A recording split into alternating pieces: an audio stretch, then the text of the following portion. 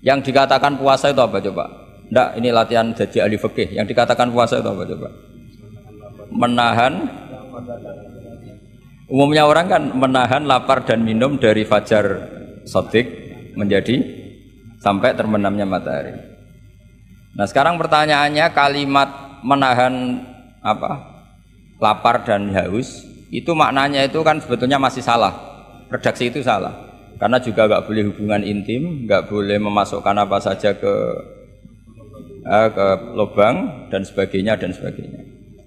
Terus lalu batasannya sampai matahari terbenam. Ada beberapa daerah yang terbenamnya matahari itu tidak wajar. Sampai misalnya siangnya itu 22 jam. Atau kebalikannya, nggak ada matahari terbit, nggak ada matahari tenggelam kayak di kutub. Sehingga saya berkali-kali bilang, ulama Indonesia itu kenapa alim? Itu ya diantara faktornya itu ada unsur kebetulan. Sehingga ada katakan hoax. Coba kalau kamu jadi ulama di kutub, terus cerita, baca takrib di sana. Awal waktu sholat subuh itu dimulai dari tulul fajri shadiq sampai terbitnya matahari. Orang kutub mesti tertawa-tawa, mataharinya mana bah? Waktu zuhur adalah ketika matahari agak tergelincir ke arah barat dari garis tengah. Wah yang bener aja, nggak ada matahari kok semua ukurannya matahari. Sehingga dalam ilmu falak astronomi diterangkan daerah yang nggak diliwati khotul istiwa, kalau dalam bahasa Indonesia disebut katul istiwa, itu sebenarnya dari ilmu falak Arab, itu namanya khotul istiwa. Khotun itu garis, istiwa itu garis tengah. Khotul istiwa terus jadi bahasa Indonesia katul istiwa. Kayaknya tidak mungkin lah orang Indonesia pertama ahli falak, mesti yang ahli dulu itu orang Arab, karena ilmunya dari Arab. Jadi dari kulaan terus dijadikan bahasa sendiri apa? Katulistiwa.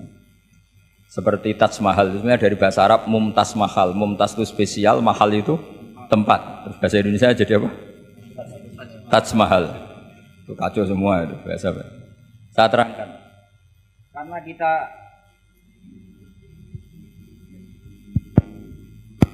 Karena kita ngaji di Indonesia, kebetulan Indonesia termasuk daerah yang dilewati apa? Katulistiwa, sehingga waktu kita normal, trennya ya 12 sama berapa? 12. Nanti ada masalah itu misalnya kamu tadi di kutub, lalu puasanya gimana? Apa dikonversi, tetap polanya 16 jam, terus konversi per antar sholat itu kira-kira berapa apa? Jam? Taruh saja misalnya kamu sudah zuhur jam 12, ya trennya asarnya ya jam 3. Kan nggak mungkin habis zuhur jam 12, asarnya jam 1. Karena polanya tafawutnya antara zuhur dan apa? Asar itu 3 jam. Setelah zuhur sama asar sama maghrib polanya juga 3 jam. Maka yang seperti ini mau tidak mau harus ada pengecualian. Ketika Rasulullah misalnya ngendikan waktu asar itu khina yakunu dhillus syai' mislahu terus waqalilan misalnya. Waktu asar dimulai apa? Dhillus syai' mislahu. Jadi kalau sesuatu 1 meter bayangannya 1 meter. Lah pas lebih sedikit itu berarti sudah waktu asar, kan gitu ukuran dulu kan nggak pakai jam. Ya. Terus habisnya waktu asar setelah matahari terbenam. Tentu dawuhnya Nabi seperti itu momentumnya di mana? Di daerah yang dilewati khotul istiwa. Karena yang tidak dilewati khotul istiwa tidak ngalami ada matahari terbit, terbenam dan zawalus samsi.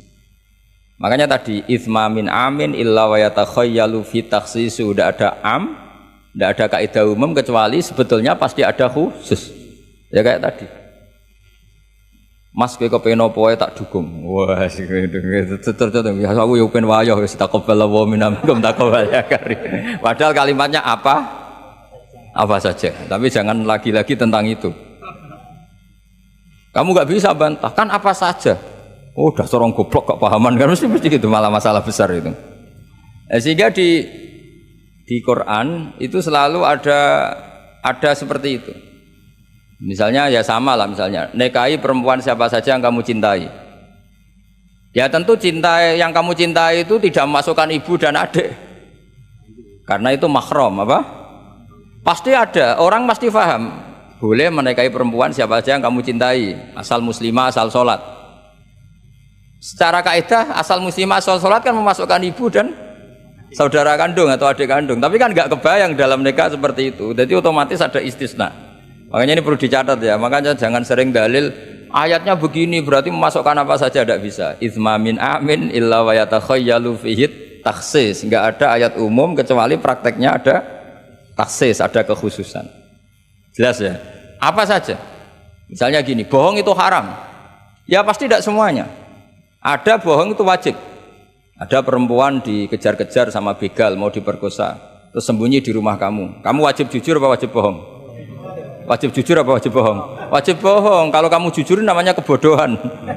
Bukan. Pak, cawe dok mau ning ndi? Monggo teng mriki kula dudono. Itu tidak jujur, itu goblok gitu. Ya ingat ya kaidahnya itsma min amin illa wa yatakhayyalu fihi takhsis. Sudah itu aja dihafalkan. Nanti sudah pinter sendiri itu. Sudah itu aja. Apa? Itsma min amin illa wa yatakhayyalu fihi takhsis. Enggak ada kaidah umum kecuali di situ tersimpan takhsis atau aturan-aturan khusus yang terkecualikan. Itu pasti, itu otomatis. Karena enggak kebayang bahasa itu mewakili semua, itu enggak kebayang. Misalnya ada pembantu mesti dibilangin gini sama penyalurnya, ya kalau disuruh majikan apa saja turutin ya, disuruh ngelayani ya saja apa turutin, terus ngelayani diranjang ya taqabbalallahu minna minkum kan, tetap nggak bisa, kayak lafat itu nggak bisa. Kalau majikan kamu ingin apa saja turutin, tentu tidak memasukkan hal-hal yang dilarang agama. Itu juga misalnya mahasiswa, sama dosen nurut ya perintahnya apa saja ya apa saja yang dibolehkan, maksudnya bukan apa saja secara bebas. Nah itu di Quran juga gitu. Kalau ada ayat apa saja, sebetulnya di situ pasti ada apa? Takhsis ya, jelas ya. Itsma min amin illa wa yatakhayyalu fihi takhsis. Sehingga susah sekali cari umum yang tetap maknanya umum. Sekarang misalnya pertanyaannya lagi, ini ada beberapa kaidah. Qad yaqa'u tabyinu muttasilan nahwu minal fajr ba'da qawli al khaitul abyadu minal khaitil aswad. Ini lebih susah lagi. Lebih susahnya gini. Di Quran itu ada beberapa lafaz yang maknanya itu tidak semestinya. Saya ulang lagi, di Quran itu ada beberapa lafaz yang maknanya itu dari awal tidak semestinya. Nah, tidak semestinya ini oleh ulama ahli sastra Arab, ahli balaghah kalau dalam bahasa Arab disebut tasbih. Apa? Tasbih. Jadi kalau orang Arab sebetulnya ya sama, orang Arab, orang Indonesia sama dalam apa? Pemaparan sama. Kalau Zaid itu agak ganteng, agak yang gantengnya agak, itu orang Arab bilang itu Zaidun kal komar. Zaid itu ibarat rembulan. Tapi kalau ganteng sekali dan susah ditandingi, itu orang Arab akan bilang Zaidun komarun. Zaid itu rembulan. Sehingga dalam kitab-kitab madaih, kitab-kitab yang memuji Nabi itu disebut anta samsun, anta badrun. Engkau ibarat matahari, engkau ibarat rembulan. Itu adat tasbihnya kata seperti dibuang. Apa kata seperti dibuang? Sama di Indonesia juga sama. Kalau orang ahli orasi ilmiah yang ketika orasi itu kendel sekali, apalagi zaman revolusi, ketika ada orasi yang menggelegar disebut singa podium. Tidak seperti singa tapi langsung dikatakan singa podium. Itu ada tasbih, namanya dalam bahasa Arab disebut apa? Tasbih. Nah problemnya ada beberapa ayat yang dari awal Allah menggunakan itu tidak untuk makna semestinya, tapi untuk apa? Tasbih. Tasbih itu ya tadi hanya menyerupakan, berhubung sesuatunya detail, adat tasbih, kata seperti itu dibuang. Misalnya gini, inna min azwajikum wa auladikum aduwwal lakum. Istri kamu, anak kamu itu musuh kamu. Oh, itu kan ngeri, masa anak sama istri dikatakan musuh? Nah, tentu itu ada proporsinya. Ketika anak istri kita tidak menopang kesalehan kita, tidak menopang ketaatan kita, maka perilakunya sebagaimana musuh. Tapi ketika mereka baik, benar-benar baik, kata Nabi, sebaik-baiknya pemberian dari Allah dan sebaik-baiknya mata udunya adalah almar'atus sholihah, wanita yang sholihah, yang membantu kamu menjadi orang baik. Artinya apa? Ada proporsi di mana perempuan digelari musuh, distatuskan musuh, ada proporsi di mana perempuan berstatus pembela atau penopang ketaatan. Ya sudah seperti itu. Nanti kalau baca Quran, baca hadis seperti itu. Di mana wanita dipuji maknanya kayak apa, ketika dikritik maknanya kayak apa. Lelaki juga gitu sama. Sehingga banyak ulama yang merumuskan hubbul mal misalnya, mencintai harta. Itu hukumnya gimana? Ya kalau untuk kebaikan ya baik, kalau untuk keburukan ya buruk. Nah, makanya innama amwalukum wa auladukum fitnah. Harta kamu, anak kamu itu ujian. Nah, ini penting sekali dikenalin sehingga Quran itu tidak saling bertabrakan.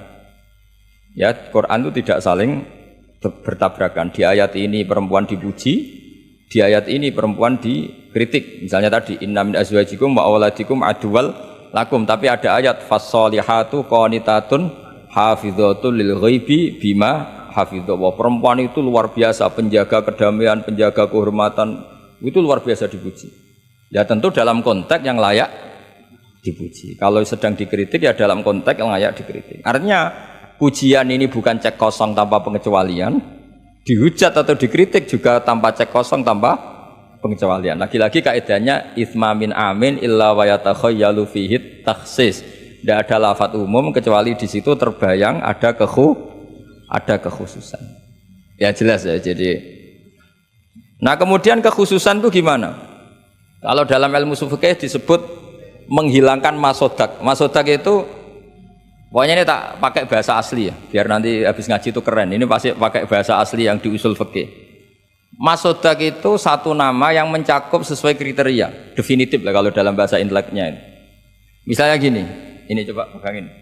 Ini yang dikatakan tangan ini sampai ini kan. Ini semuanya tangan.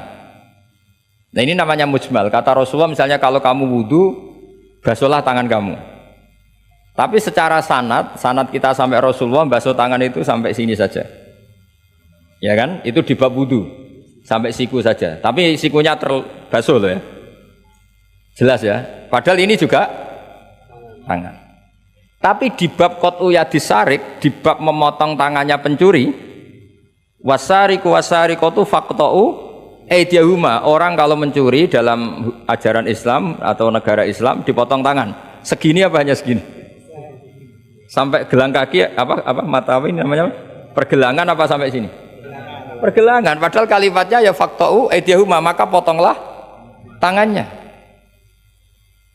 Tapi ternyata di bab potong tangannya pencuri di negara Islam hanya pergelangan, tapi di wudu sampai siku. Lalu kalau mau tanya ukurannya apa Gus? Ya itu ukurannya ngaji tadi. Ya ukurannya ngaji memang nggak bisa dijelaskan. Kalau nggak paham jangan protes terus. Ya sudah seperti itu. Apalagi misalnya di Quran disebut jika kamu tahallul dari haji maupun umroh, muhallikina ru'usakum, itu lafadznya muhallikina ru'usakum, memotong kepala. Masa setelah haji dibantai kan enggak? Nah itu ru'us di situ itu dengan makna apa? Rambut. Lalu pertanyaannya harus semua apa sebagian? Nah itu kan masalah. Nah itu namanya mujmal. Mujmal itu lafadz yang umum, masodak kalau dalam bahasa Arab. Kemudian kita mencari-cari sanad. Saya ulang lagi, kita mencari-cari sanad sampai Rasulullah dulu beliau maknanya kayak apa. Akhirnya ternyata Rasulullah kalau tahallul ada yang gundul, pelontos, didoakan sampai 3 kali, Allahumma marhamil muhallikin. Terus sahabat pada usul, wal muqassirin ya Rasulullah. Masyhur itu kan, ya Allah semoga orang yang cukur gundul engkau beri rahmat yang banyak. Sahabat yang enggak mau gundul usul wal muqassirin, juga yang cukur apa? Pendek. Nabi masih ngulang lagi, wa marhamil muhallikin.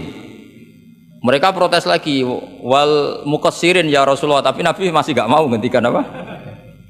Nah, terus baru ketiga sudah disebut, baru yang terakhir bilang apa? Wal muqassirin, juga yang cukur pendek. Lalu ukurannya apa? Imam Syafi'i milih qadru'un mulatil asbu, sekadar apa? Ujungnya apa?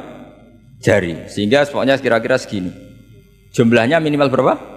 3. Nah seperti itu mau tidak mau lafadz itu mujmal. Kita tidak pernah bisa tahu tanpa sanad ke Rasulullah Shallallahu Alaihi Wasallam. Karena Nabi yang punya otoritas litubayyina linnasi ma nuzzila ilaihim. Kamu Muhammad yang punya otoritas menjelaskan apa yang saya turunkan.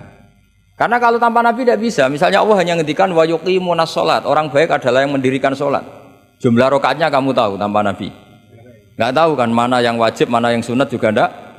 Makanya ketika ada orang mau belajar sholat sama Nabi, kata Nabi sudah di sini aja nginep kan. Terus kamu sholat terus di belakang saya. Setelah 3 hari nginep, Nabi ngajarinya mau gini dok, sallu kama ra'aitumuni usolli, ya sudah niru saya. Jadi Nabi nggak pernah ngajar kayak di kampus-kampus nulis, terus nerangin itu ndak. Kalau ada orang belajar sholat, ya Rasulullah saya ajarin sholat sebagaimana sholat engkau. Ya sudah nginep di sini 3 hari, kamu sholat di depan. Ya sudah, terakhir mau boyong, Nabi hanya ngendikan sallu kama ra'aitumuni usolli, ya sudah kamu sholat kayak saya. Ketika musim haji juga gitu.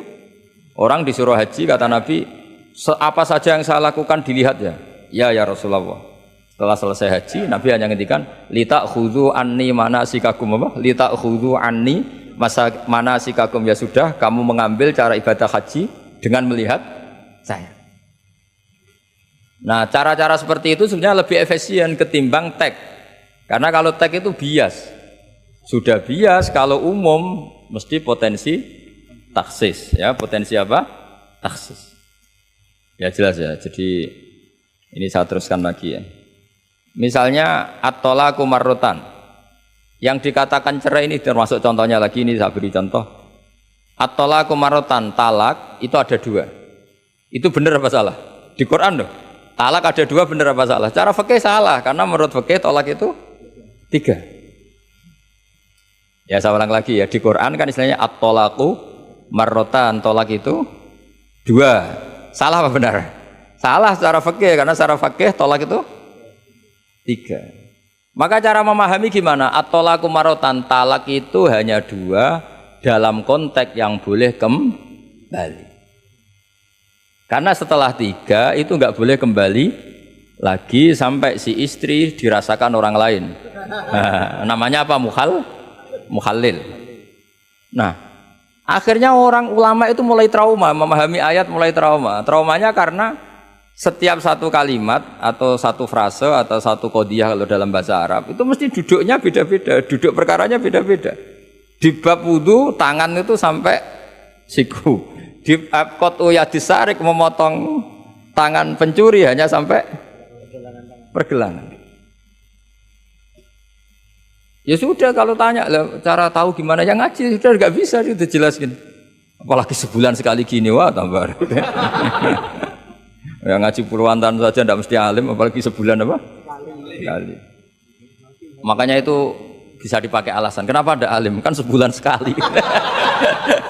Jadi kalau ditanya kenapa ada alim, kan apa? Sebulan sekali. Itu kan salahnya Gus Ba, tidak mau ngajar tiap hari gitu. Ya jadi jelas ya. Jadi semua itu ada proporsinya. Misalnya ada ayat lagi la tudrikuhul absor. Keyakinan orang mukmin nanti di surga itu melihat Allah apa enggak? Enggak, keyakinan umumnya yang hadir di sini. Melihat kan? Tapi ada ayat la tudrikul absor. Allah itu tidak bisa tersentuh, bisa diliput oleh pandangan mata. Padahal di sebagian ayat wujuhu yauma idzin nadhirah ila rabbiha nadhirah. Orang-orang baik adalah wajahnya apa bersinar, nadhir itu maknanya bersinar pakai dot, ila rabbiha nadhirah, dan wajah-wajah itu nanti melihat Allah. Akhirnya yang pakai dot ya. Jadi kalau pakai dot itu apa? Bersinar, wujuhu yauma idzin nadhirah, terus apa? Ila rabbiha nadhirah. Nah, akhirnya ulama cara berpikir gini. La tudrikuhul absor wa huwa yudrikul absor wa huwal latiful khabir. Meskipun kita melihat Allah itu tidak mungkin ikhatoh. Ikhatoh itu terus paham detail. Ya, paham apa? Detail. Karena bagaimanapun Allah itu qadim. Qadim itu la yutakayyaf. Enggak kebayang. Apapun hebatnya kita, perangkat kita ini semuanya profan, semuanya hadis. Sementara Allah adalah zat yang tidak terbatas. Sehingga ya sudah, kita tidak akan melihat secara utuh, secara sempurna sampai kita paham. Tapi seperti itu sudah bisa dikatakan melihat. Paham ya? Misalnya Anda melihat Merapi dari jauh, sudah bisa dikatakan Melihat. Tapi jangan disuruh detail, pohonnya apa saja. Nah itu kan nggak ngerti detail. Ya kira-kira gambarannya seperti itu. Jadi la tudrikul absor ada makna khususnya, yaitu sampai menguasai, sampai memahami. Ila rabbiha nadhirah, ya melihatnya sampai apa sih kira-kira? Ya sudah seperti itu. Makanya semua kalimat ngendikane semua ulama, semua kalimat itu proporsional. Kamu bilang mencintai istri, sama ibu ya bilang mencintai, saya teman yang kamu cocok ya mencintai. Lalu makna mencintai itu gimana coba? Mencintai ibu ada maknanya sendiri, mencintai istri ada maknanya sendiri, terus mencintai simpanan ini yang repot. Itu maknanya juga sendiri lagi. Mencintai teman sendiri lagi, mencintai uang maknanya ya semuanya dengan kata mencintai. Misalnya orang mukmin disebut walladzina amanu asyaddu hubbalillah, orang mukmin itu sangat mencintai Allah. Kalau mencintai Allah itu dengan mencintai manusia itu beda. Aturannya juga beda. Kata para ulama kalau Allah itu suka kalau dimintai. Tapi kalau kamu mencintai seseorang kamu sering minta, wah itu istaqballahu minna. Jadi Allah itu suka apa? Allahu yaghdabu in tarakta su'alahu wa banu adama yaghdab. Jadi Allahu yaghdabu in tarakta su'alahu. Allah justru tersinggung kalau orang yang mencintai dia kemudian tidak sering-sering minta. Tapi kalau Bani Adam semakin sering dimintain malah nafsu ya, malah tersinggung, malah capek. Jadi sama-sama kalimatnya juga mencintai. Nah bayangkan Quran itu seperti itu. Min awali hatta akhiri, lafaz ini semua proporsional. Apa? Semua itu proporsional. Sehingga cara maknani gimana ya tadi? Ada am, ada khos, ada mujmal, ada muqayyad. Makanya kita akan selalu berdebat, misalnya ya selalu, saya ulang lagi, selalu berdebat. Madhab kiblat itu sebetulnya harus persis apa enggak? Ya tadi saya seperti ngaji saya kemarin. Kalau dalam konteks Indonesia asal kelihatan ke barat ya sudah kecelok madhab apa? Kiblat. Karena kalau detail, saya ulang lagi, kalau detail berarti semua masjid itu maksimal luasnya hanya 18 meter. Karena Ka'bah diameternya hanya 18 meter. Sekali yang di ujung sana, wah pasti melencengnya jauh itu. Jangan-jangan yang melenceng pas imamnya malah. Karena kalau Ka'bah 18 meter yang ujung sana berarti imam yang di sini, oh bisa sampai Ethiopia. Iya kan? Nah, itu kalau harus detail juga Ka'bah orang sholat harus cekung. Nah kalau cekung bisa menuju ke satu titik. Tapi mana ada ajaran masjid apa? Cekung. Maka seperti itu dari awal Allah tidak menghentikan Ka'bah. Fawalli wajhaka syatrul masjidil haram. Satra itu nahwa. Ya sudah yang penting kamu menghadap ke arah masjid haram. Bukan ke ainal masjidil haram yang detail. Jadi satra itu nahwa. Nahwa itu ya pokoknya ke sana. Nah itu yang dimaksud yuridu wa bikumul yusra wala yuridu bikumul usra. Agama ini gampang, kenapa dipersulit? Jangan kayak birokrat tertentu, kalau bisa sulit kenapa dipermudah? Karena banyak kepentingannya apa? Ya terus saya teruskan lagi. Ini contoh-contoh. La tud ukhidlat lakum bahimatul an'ami illa ma yusla alaikum. Terus ada lagi wa aufu bi ahdi ufi bi ahdikum. Ini contoh-contoh yang disebut oleh Imam Suyuti. Walillahi 'alan nasi hijjul bait. Maksud beliau dengan contoh-contoh itu begini ya. Misalnya kulluman 'alaiha fan, semua ini kalau kiamat nanti rusak semua. Pertanyaannya gini, Gus lalu panitia kiamatnya gimana? Misalnya Israfil yang masyhur jadi panitia kiamat itu kan Israfil kan sekarang sudah pegang apa? Trompet. Kalau trompet pertama malam itu gunjang terus trompetnya ceblok baru separuh itu kan terus gak jadi kiamat.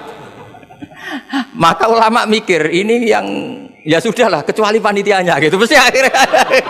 Karena kalau ini panitianya ikut guling apalagi wah trompet sama mana ini belum selesai kiamat kalau sudah apa jatuh. Bisa dibayangkan kan kalau niupnya dari atas jatuhnya di Kaliurang. Oh udah gitu dekat Mbak Marijan susah nyarinya itu. Makanya ulama selalu mengecualikan kuluman aliyafan itu ada pengecualiannya. Misalnya kecuali panitia kiamat.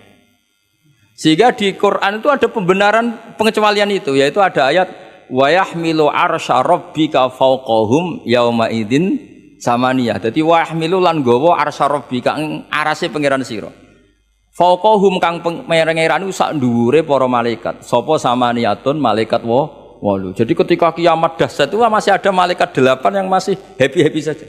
Masih santai saja. Karena dia panitia. Ini kalau sampai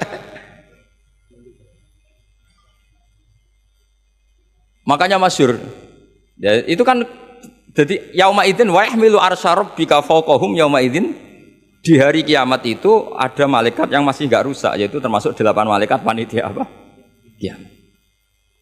Maka Israel itu, semoga ikut ngaji di sini Israel itu kacau. Kacaunya itu dia taunya itu terlambat, masyhur itu. Setelah orang mati semua nanti di kiamat, kamu sudah tidak tahu, sudah mati. Ini saya tahu ya di kitab. Setelah mati semua, Allah tanya, Israel sudah mati semua? Sudah Gusti. Sudah semua, sudah. Masih satu. Mana Gusti tak coplokin nyawane katanya. Kamu katanya. Wah setelah itu Israel sudah cabut sendiri nyawa kamu. Itu kesakitannya Masya Allah. Tapi dia sekarang belum tahu, kalau itu sakit belum tahu, sekarang itu belum tahu. Makanya semoga dengarin supaya tahu.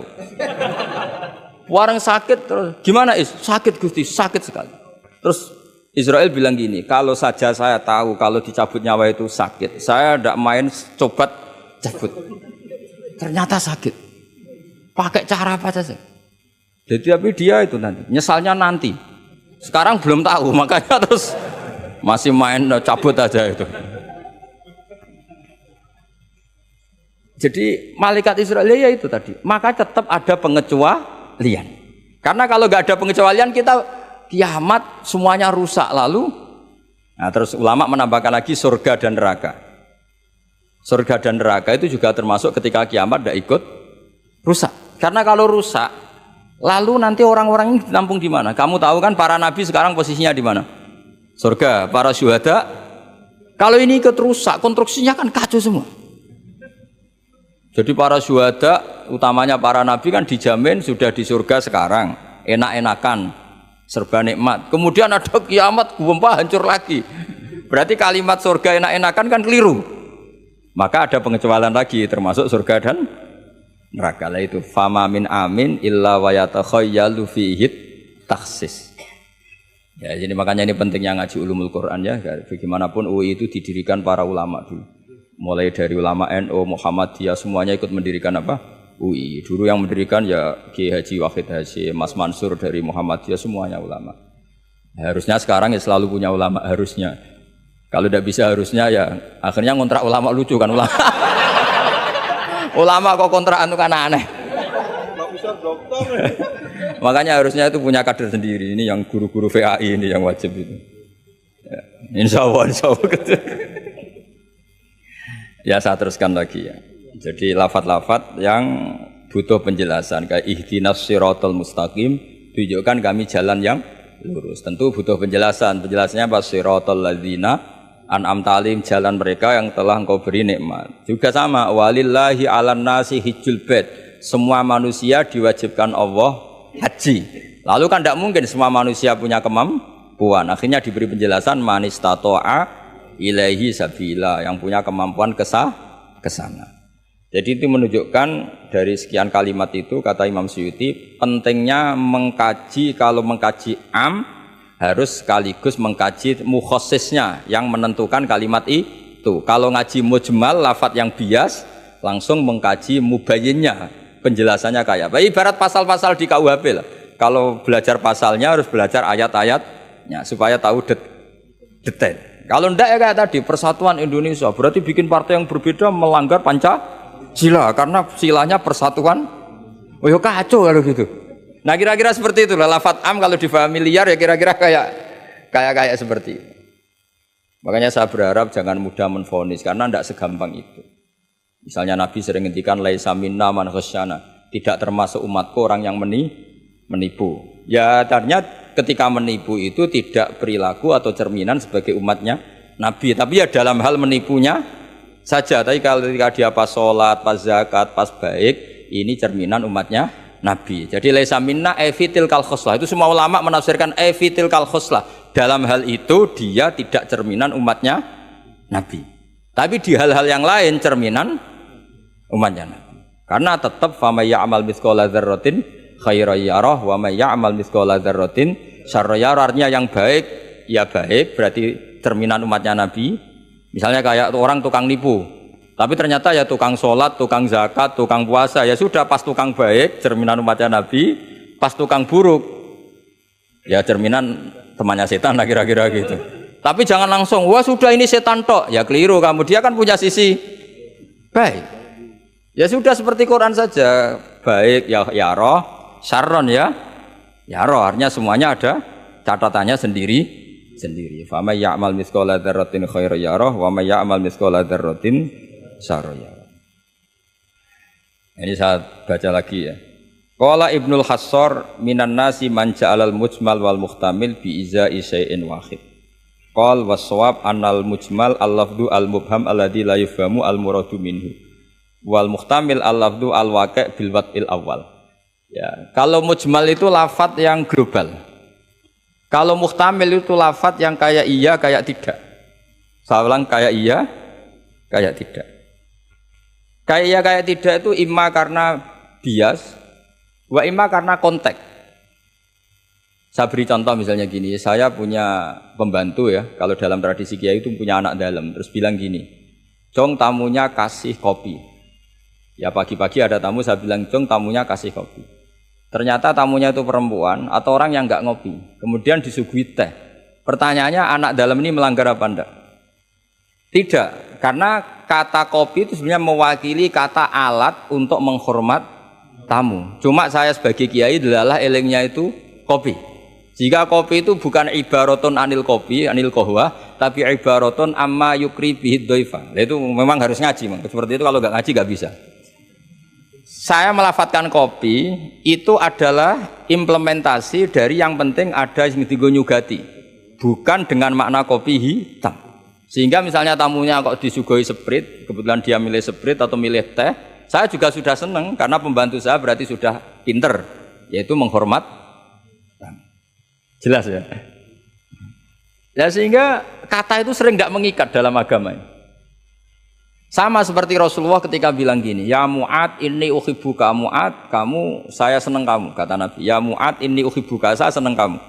Berhubung saya senang kamu, fakul dubura kulli sholatin, sebagian riwayat fala tada'anna kulla sholatin, maka setiap habis sholat dubura kulli sholatin, kamu lafadzkan Allahumma a'inni ala zikrika wa syukrika wa husni ibadati. Kamu jangan pernah lupa berwiridan, ya Allah bantulah kami mengingat engkau, ala zikrika wa syukrika mensyukuri nikmat engkau, wa husni ibadatik dan ibadah secara baik kepada engkau. Pertanyaannya, ketika Nabi nyebut mu'at itu sebagai orang hanya mu'at, apa sebagai umat yang harus dilatih? Umat yang harus dilatih, sehingga siapapun boleh pakai wiridan itu. Ya makanya terus di balaghatul Arab itu ada aturan zikrul ba'di wa iradatil kul. Ketika nyebut sebagian, bisa yang dimaksud itu siapa saja. Ketika saya nyebut kopi, sebetulnya itu alat atau perangkat atau minuman yang dipakai hormat tamu. Tidak harus bentuknya kopi hitam.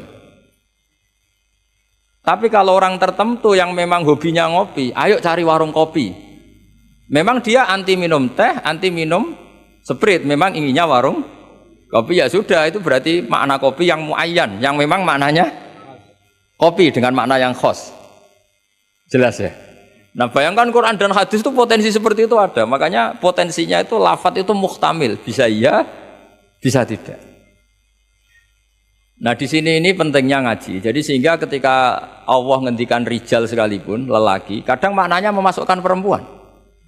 Misalnya gini, kalau kamu ngaji ilmu nahwu, hudal lil muttaqin, alladzina itu jamak untuk lelaki atau perempuan? Alladzina, lelaki. Tapi Quran itu untuk lelaki, tok apa lelaki dan perempuan? Dua-duanya. Tapi Allah ngendikan alladzina yu'minuna, bukan allai yu'minna, bukan pakai redaksi perempuan. Karena yang dimaksud lelaki adalah umatnya Nabi. Ya sudah, kalau umatnya Nabi ya semuanya umatnya Nabi. Tapi ada beberapa lafadz yang memang maksudnya lelaki, yang satu maksudnya perempuan. Caranya tahu itu ya lagi-lagi ngaji. Ya sudah, nggak ada jawabannya, memang harus ngaji. Nah itulah di Quran tuh banyak ada lafadz mujmal, ada lafadz muhtamil. Saya beri contoh lagi bab zakat. Ini yang paling pokok bab zakat karena ini terkait fikih. Rasulullah itu menzakati tamernya. Tamer itu kurma. Ya, tamer itu maknanya apa? Kurma.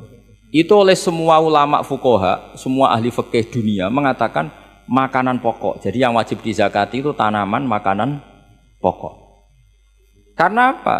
Ya kalau nuruti sunnah Rasul persis, orang Indonesia wajib zakat. Karena Nabi hanya menzakati kurma. Di Indonesia enggak ada. Iya, enggak ada. Jadi ketika Nabi mengatakan tamer, saya ulang lagi ya, ketika Nabi mengatakan kurma maknanya apa? Zakatilah sesuatu yang sebagai makanan pokok, makanan khas atau makanan pokok daerah itu. Sehingga kita yang menzakati padi. Paham ya? Orang tertentu gandum. Sama seperti cung nak pedui tamu sarungan gitu. Ternyata sarungnya itu basah. Wah, daripada basah katokan cekak ya tidak seperti itu. Sarung adalah ibaratun pakaian yang dianggap sopan dalam tradisi santri. Ketika sarungnya basah, penggantinya juga celana, jangan celana pendek. Karena kalau celana pendek tidak mewakili kesopanan. Jadi kalimat itu bisa diganti cung nemuin tamu dengan kesopanan. Di antara gambarannya pakai sarung, maka sarung bisa diganti celana. Tapi nggak bisa diganti celana pendek, karena itu nggak cerminan sopan. Sama, cung tamu saya kasih kopi, tentu bisa diganti teh, diganti sprit. Paham ya? Tapi nggak bisa diganti toa, paham ya? Karena itu nggak cerminan, jenisnya terlalu jauh, apa? Jenisnya apa? Terlalu jauh. Ya, jadi ini jelas ya. Jadi kalimat-kalimat itu potensinya mujmal, potensinya itu muhtamil atau muhtamal. Wal farqu bainahuma annal mujmal yadullu ala umurin ma'rufah wal lafdhu mustarakun mutaraddidun bainahuma wal mubham la yadullu ala amrin ma'rufin ma'al qat'i bi anna syari' lam yufawwid li ahadin bainal mujmal bi khilafil muhtamil atau muhtamal. Jadi ya seperti itu semua. Saya contohkan yang gampang itu yang fikih saja ya. Misalnya orang disuruh sholat. Sudahlah kamu sholat saja. Ya tentu kalau waktu zuhur pikiran pertama itu ya sholat duhur, kalau waktu asar itu ya asar. Jangan pepeh kalimatnya gini, cung kamu sholat, waktu duhur sholat apa saja, qobliyah masjid atau tahiyat masjid, yang penting kan sudah sholat. Jadi semua kalimat itu pasti proporsional. Ya semua kalimat itu pasti apa? Proporsional. Jika pertanyaannya secara fikih, kalau kita harus madhep kiblat dan sholat harus bergantung matahari, maksudnya Nabi ya tentu daerah-daerah yang ada mataharinya. Maka kalau yang nggak ada mataharinya, ada ketentuan lain yang nanti ikut menginduk yang ada apa matahari. Karena setiap hukum pasti ada muqtadul halnya, ada proporsinya. Makanya kata ulama fikih itu misalnya begini lagi, tak contohkan yang fikih aja yang gampang karena itu keseharian kita. Sholat itu batal dengan makan. Kalau kamu sholat makan batal nggak? Batal. Itu satu upo sudah batal enggak? Sudah kan? Itu bahasanya sholat batal bil akli dengan makan. Sekarang kalimatnya tak ganti. Cung hormatilah tamu dengan ngasih makan. Satu upo cukup apa satu piring? Sama-sama kalimatnya makan. Mustake isa upo sing penting mangan. Tapi misalnya di bab sholat kok kamu babkan kayak menerima tamu ya kacau. Sholat itu batal dengan makan. Oh, nak saupo orang mangan. Sedenge mangan ya sak piring. Jadi di bab sholat batalnya makan itu cukup saupo. Tapi di bab hormat tamu minimal sak piring. Kalimatnya sama-sama makan. Sama seperti yang saya ceritakan tadi, di bab wudu tangan itu sampai siku. Di bab kotu ya disarik hanya pergelangan. Padahal ayatnya ya tangan faktou aidiyahuma. Padahal pergelangan bahasa Arabnya itu ku apa? Al-ku.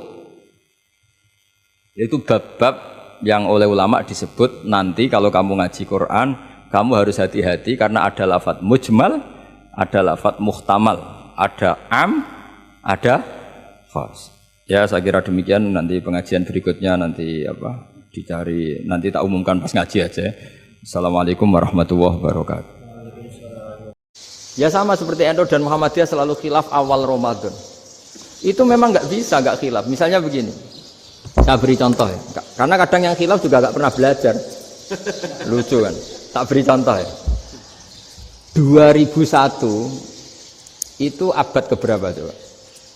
Tahun 2001. Abad 21 abad 20? Abad 21. Jadi meskipun terpaut 1 tahun, padahal abad itu 100 tahun. Nah, pikirannya orang-orang Muhammadiyah seperti itu. Hilal kalau sudah melewati garis ufuk, meskipun setengah derajat atau 1 derajat itu sudah ikut bulan berikutnya. Sehingga ya sudah, meskipun sekian derajat sudah dianggap Ramadan. Nah, pikirannya orang NU enggak. Harus ru'yah bil fi'li. Itu sebetulnya lagi-lagi sebenarnya enggak masalah NU dan Muhammadiyah, itu di kitab-kitab ya seperti itu. Kita ini enggak biasa goblok ya. Artinya kita yang keluarga kiai tahunya kunut mazhab Hanafi, enggak kunut mazhab Syafi'i. Tapi tahu-tahu ini mazhab NU, ini mazhab itu aneh itu menurut kita ini anggap apa? Mana ada Muhammadiyah jadi mustahid, mana ada NU jadi mustahid. Jadi sebetulnya orang tahu semua lah kalau Abu Hanifah itu tidak kunut, Imam Syafi'i itu kunut. Imam Syafi'i pernah main di masjidnya Abu Hanifah ya tidak kunut, ditanya kenapa tidak kunut? Jenengan itu presiden kunut, tidak sanggup mati Abu Hanifah. Dulu ya biasa aja. Sekarang geger, ya karena tidak punya kegiatan. Sebenarnya itu nggak masalah, mulai dulu biasa. Saya teruskan ya. Nah, menurut mayoritas ulama nunggu ru'yah bil fi'li. Ru'yah bil fi'li itu gini. Mata telanjang bisa melihat karena agama ini menggantungkan perintah itu sama melihat. Kalau kamu tidak melihat itu bagaimana kena hukum? Ibarat gini, Pak Rektor datang ke rumah saya tapi saya nggak tahu. Kena nggak saya hukum harus menghormati? Dia datang nggak sembunyi-sembunyi. Saya kena hukum harus menghormati ya kalau melihat, kalau enggak ya enggak. Tapi Pak Rektor tetap bilang, tapi saya hakikatnya datang, jadi saya datang itu. Itu kan ribet. Akhirnya ya sudah, itu enggak ada khilaf sampai mati ada khilaf karena yang satu menggantungkan hukum itu digantungkan sama tahu. Kalau enggak tahu ya, misalnya baju saya ini hakikatnya ada najis, pas sholat saya enggak tahu. Sholat saya sah apa enggak? Sah. Karena hakikatnya, ya memang saya enggak tahu. Tapi hakikatnya ada najis apa enggak? Ada. Ya sudah, itu sama-sama masuk akal. Ada lagi khilaf yang senam otak. Fasyamu salasati ayamin fil haji wa sab'atin idza raja'tum. Singkat cerita ada satu pelanggaran haji yang kata Allah kafarohnya itu puasa 3 hari sama 7 ketika kamu pulang, idza raja'tum, ketika kamu pulang. Dalam mazhab Syafi'i yang namanya pulang itu yang haji sudah sampai rumah. Di mana-mana pulang itu ya sampai rumah. Dalam mazhab Abu Hanifah enggak, ketika orang sudah balik kanan dari Arab Saudi, dari Mekah, ya namanya sudah pulang. Misalnya gini, ini Pak Rektor pamit saya, Pak Haris. Gus, Pak Haris mana? Ya sudah pulang kata saya, padahal sampai pandangan sampai depan. Tapi bagi keluarganya belum pulang. Lalu idza raja'tum ketika pulang itu bahasanya siapa? Bahasa istrinya apa bahasa yang ditamoni? Kamu ditamoni orang, terus tamunya mana? Sudah pulang. Tapi tanyakan istrinya, belum pulang. Jadi khilaf-khilaf gini kok jadi geger itu kan goblok banget maksud saya itu. Jadi biasa, gini itu biasa. Jadi ya karena memang ini bukan masalah akidah, ini masalah furu'iyah, masalah fikih itu masalah furu'iyah. Mau tidak mau harus beda. Misalnya di sholat juga gitu. Wa ayu qu'udin qu'adal musolli sokhat sholatu. Duduk dengan gaya apapun itu sholatnya sah. Jika sampean kalau haji atau umroh, orang Arab itu jenenge duduk ngenak awak di kursi. Duduk sopan ya hanya orang Indonesia loh. Kalau sholat itu masih duduk ala orang tahiyat. Kalau sampean di Mekah, duduknya pakai apa coba? Kursi ya? Oh enak sholat duduk. Karena memang takbirnya di fikih dengan duduk gaya apa saja sah. Makanya sengenak awak duduk di kursi. Ribet kan? Mau tidak disahkan itu namanya duduk.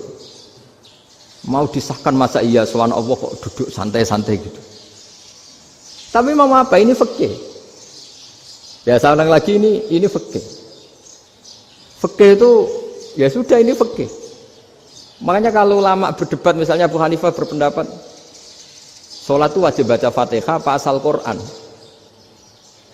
Dalam mainstreamnya ya Fatihah karena la sholata liman lam yaqra bi Fatihatil kitab. Tapi cara Abu Hanifah enggak. Faqra'u ma tayassara minal Qur'an. Bacalah apa saja yang mudah bagi kamu. Asal itu Quran. Sementing gak gending Jawa, gak nyanyi lah gitu. Ya sudah mau apa coba? Jadi ya susah memang kalau fikih itu ya sudah seperti itu. Ada lagi yang masih ekstrim misalnya. Yang namanya menyembelih hewan itu gimana coba? Dari hidup ke mati, apa pasti mati disembelih? Cara mazhab Imam Syafi'i yang namanya menyembelih itu penyembelian harus menjadi sebab kematian. Itu yang sah. Seorang lagi penyembelian menjadi sebab kematian yang syar'i. Sehingga beliau mensyaratkan hewan yang disembelih ini masih punya hayatun mustaqirrah, punya kehidupan yang normal. Sehingga kalau nggak disembelih ya hidup. Sehingga kalau ada hewan ketabrak truk kejet-kejet, mesti mati nih buat sembelih. Itu nggak sah karena nggak usah disembelih ya wes mati kan. Karena ini hanya nunggu koordinasi Israel kan, dia kejet-kejet itu kan prosedur itu. Tapi tidak disembelih pun mati. Tapi cara mazhab Malik enggak. Pokoknya anggere jek duwe nyawa jenenge kewan urip. Dengan kamu sembelih berarti matine mergo mbok sembelih. Meskipun nanti ya enggak usah disembelih ya mati. Coba hitung secara ilmu matematika. Kalau enggak disembelih hidupnya 5 menit. Gara-gara kamu sembelih hidupnya langsung mati. Terus dia matinya cara di persidangan matinya disebabkan apa? Disebabkan disembelih apa kecelakaan? Loh, ya debat toh kamu. Sama-sama UMM aja debat.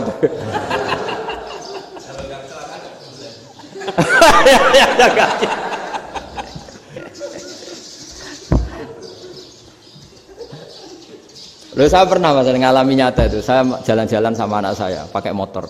Sampai di jalan raya gitu ada ayam jago ketabrak mobil, kejet-kejet. Orangnya tanya, "Gus, ini halal atau ora?" "Wis kanggo kon halal lah." Suatu saat dia nggak terima kan, tanya, "Kenapa Gus?" "Ya nak kiai ra pantes, mosok kewan mesti mati nek tak sembelih, nak ra kiai pantes." Karena aku tahu kamu tuh gak kiai, mesti motifnya itu mergo jago, jajal cilik gak tak kokno. Ada kan ayam itu bayi kan gak ditanyakan, kejet-kejet mati rak lah, wong cilik wae. Tapi masalahnya ini kan jago, eman itu. Tapi secara fikih pertanyaannya tadi, hewan yang sudah tidak punya hayatun mustaqirrah, dia hanya punya al-hayat al-ittiroriyah, dia punya harokah ittiroriyah, dia mati kejet-kejet itu memang prosedur mati harus seperti itu. Mbok kecelakaan kayak apa, kalau mati kan kejet-kejet dulu. Nah ketika kejet-kejet ini pertanyaannya ini kan hidup apa mati namanya? Enggak, namanya hidup apa mati? Pas kejet-kejet itu hidup.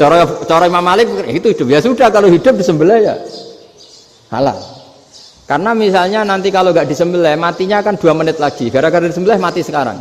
Tetap penyebab kematian itu nyembelih. Penyembelian ini sebab kematian. Tapi kalau Imam Syafi'i enggak, cara berpikir wes nemen, paling roh besok kaget langsung mati. Kalau gitu berarti kamu nyembelih barang mati.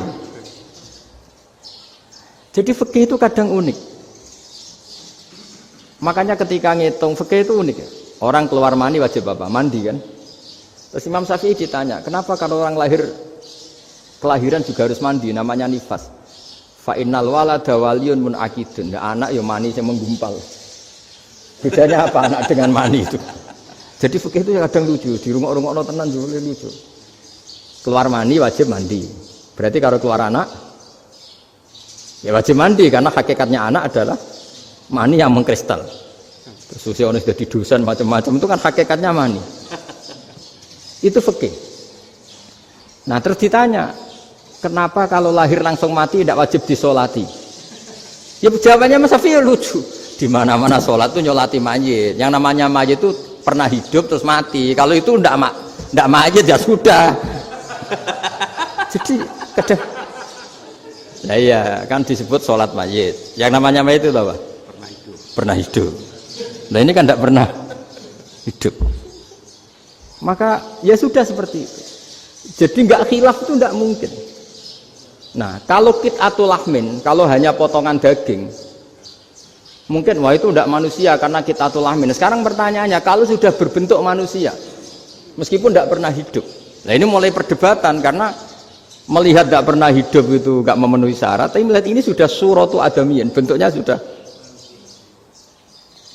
Nah kira-kira gitu perdebatan fikih. Makanya dulu awal mula zaman sahabat itu sudah debat. Masyhur kan Nabi ada kontingen ke Bani Quraidah. Ya kalau kira-kira saya minta Pak Rektor kamu jangan kalau ke Malang jangan sholat asar kecuali sampai Tuban.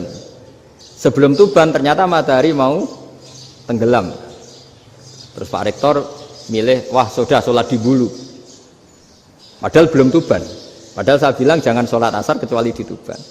Yang Pak Haris enggak, tetap sholat di Tuban meskipun matahari sudah tenggelam. Karena Nabi menyebut Tuban. Singkat cerita, zaman itu kan Bani Quraidah. La tusolliyanal asra illa fi Bani Quraidah. Kalian semua jangan sholat asar kecuali sampai Bani Quraidah. Ternyata di tengah perjalanan matahari sudah mau tenggelam, kira-kira kurang 2 menit atau 3 menit. Sahabat-sahabat, sudahlah kita sholat asar di sini. Kalau sampai sana pasti sudah tenggelam. Separuh sholat. Yang separuh enggak, kata Nabi harus di Bani Quraidah. Ya sudah nunggu di Bani Quraidah meskipun matahari sudah tenggelam. Sehingga kita dua kelompok ini matur, ya Rasulullah kita ngalami ini perdebatan gini-gini. Di semua riwayat di hadis-hadis sahih disebut falam yu'annif wahidan minhuma. Nabi tidak menyalahkan salah satunya atau enggak menyalahkan dua-duanya. Itu bahasa Indonesia juga ribet, yang benar gimana itu? Enggak menyalahkan salah satunya, apa enggak menyalahkan dua-duanya? Gimana bahasa benarnya itu? Salah satunya. Salah satunya itu dua-duanya? Ya. Enggak, kalau bahasa Indonesia tidak menyalahkan Kedua-duanya. Kedua-duanya apa salah satunya yang benar? Kedua-duanya. Kedua-duanya. Bahasa Indonesia itu ya kadang ruwet ya.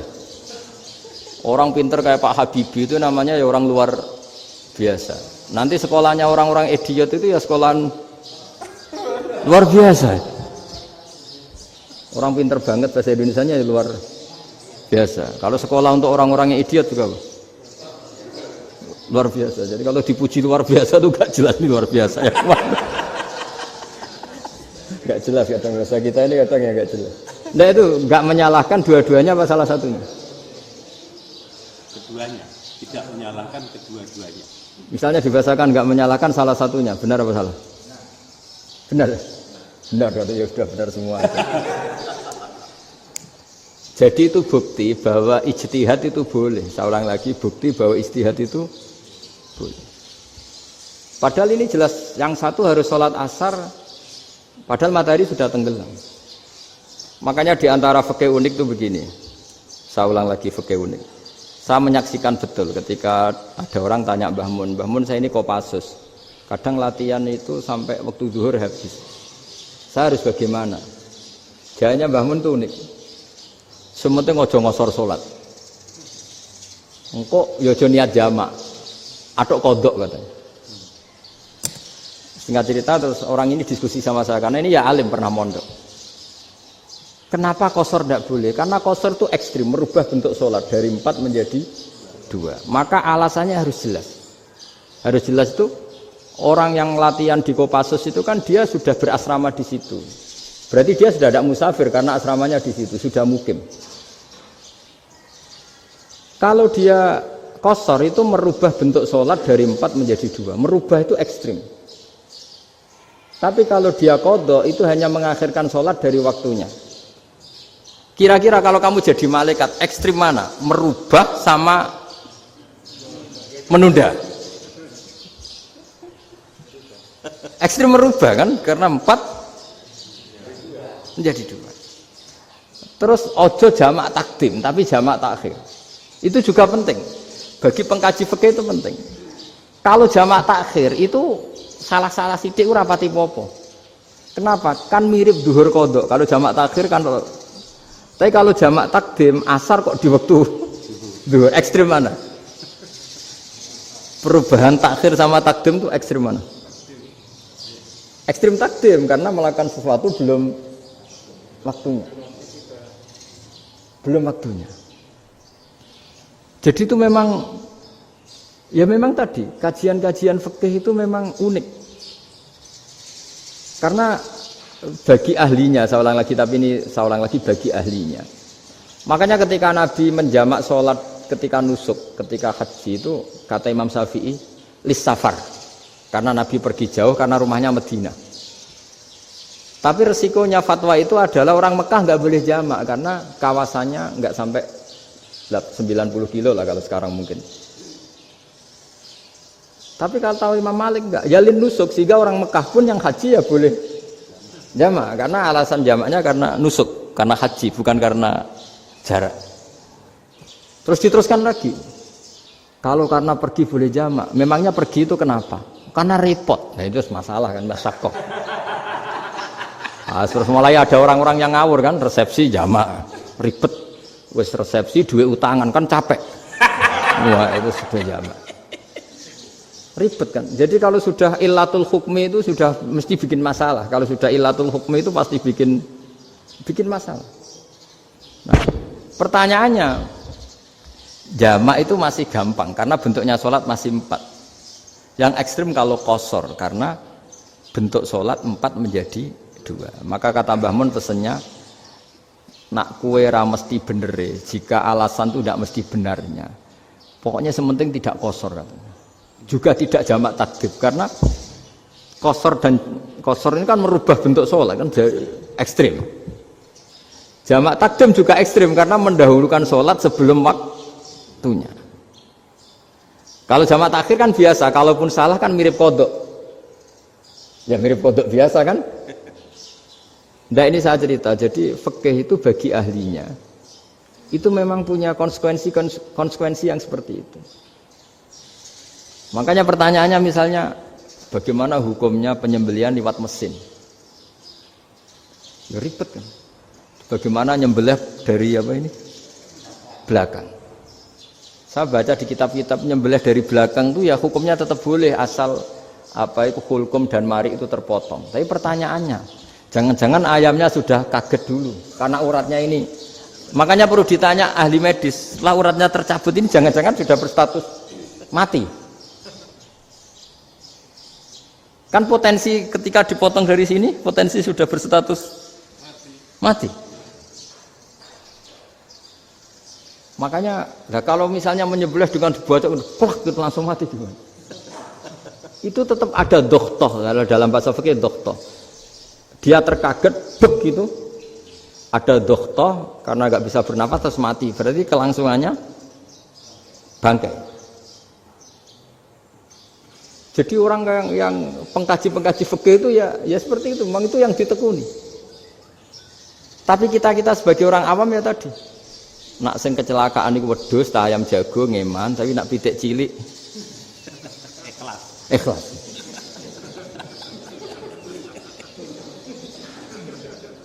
Makanya ada pertanyaan orang-orang, saya pernah ditanya itu ya bingung tenan. Gus, kalau ada orang mati oplosan misalnya, jenengan datang sholat enggak?